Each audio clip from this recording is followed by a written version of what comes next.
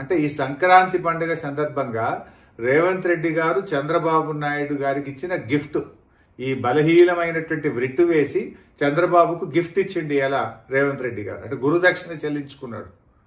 అంటే మొదటి నుంచి కూడా మీరు ఒక్కసారి చూడండి, మొదటి నుంచి కూడా చూస్తే ఢిల్లీలో జరిగేటువంటి గోదావరి బనకచెర్ల మీటింగ్కు పోననుకుంటూనే మీటింగ్కు పోయిండు. ఎజెండాలో లేదంటూనే ఆ ఎజెండాలో బనకచెర్ల మీటింగ్తో ఉన్న ఎజెండాలో సంతకం కూడా పెట్టిండు. సంతకం పెట్టనే లేదు అని బుకాయించే ప్రయత్నం చేసిండు. అంతేకాకుండా నేను కమిటీ వెయ్యను అని చెప్పి కమిటీ కూడా వేసిండు. ఇలా సుప్రీంకోర్టుకు కూడా గోదావరి నల్లమల్ల సాగర్ టెండర్ పూర్తయ్యేదాకా, టెండర్ అవార్డు అయ్యేదాకా ఆలస్యం చేసి తర్వాత సుప్రీంకోర్టులో కేసు వేసిండు. ఇప్పుడేమైంది, ఆ వేసిన కేసు కూడా బలహీనమైనటువంటి రిట్ వేసి దాన్ని విత్డ్రా చేసుకొని అది సూట్ వేస్తాం, మళ్ళా అది కర్ణాటక మహారాష్ట్రం కూడా కలుపుతాము అంటే ఈలోపు గోదావరి నల్లమల్ల సాగర్ను పూర్తి చేసుకోండి అని పచ్చ జెండా ఊపడమే. ఇది తెలంగాణ ప్రజలకు తీరని ద్రోహం ఇలా కాంగ్రెస్ ప్రభుత్వం రేవంత్ రెడ్డి ప్రభుత్వం చేస్తూ ఉంది.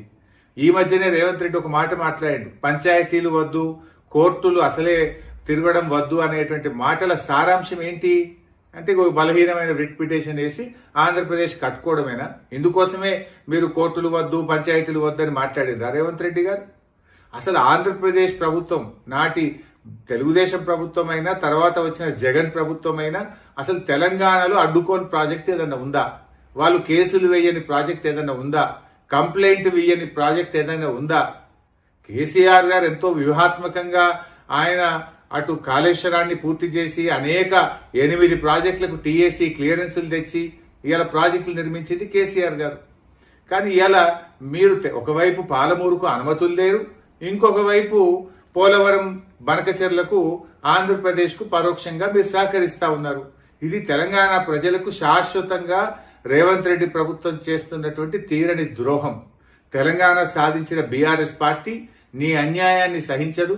తెలంగాణకు అన్యాయం జరిగితే ఎంత మాత్రం ఊరుకోదు. తప్పకుండా ప్రజా పోరాటం చేస్తాం. ప్రజాక్షేత్రంలో నీ యొక్క ద్రోహాన్ని ఎండగడతాం. ప్రజా ఉద్యమాల ద్వారా నీ ప్రభుత్వం మీద ఒత్తిడి తీసుకొస్తాం.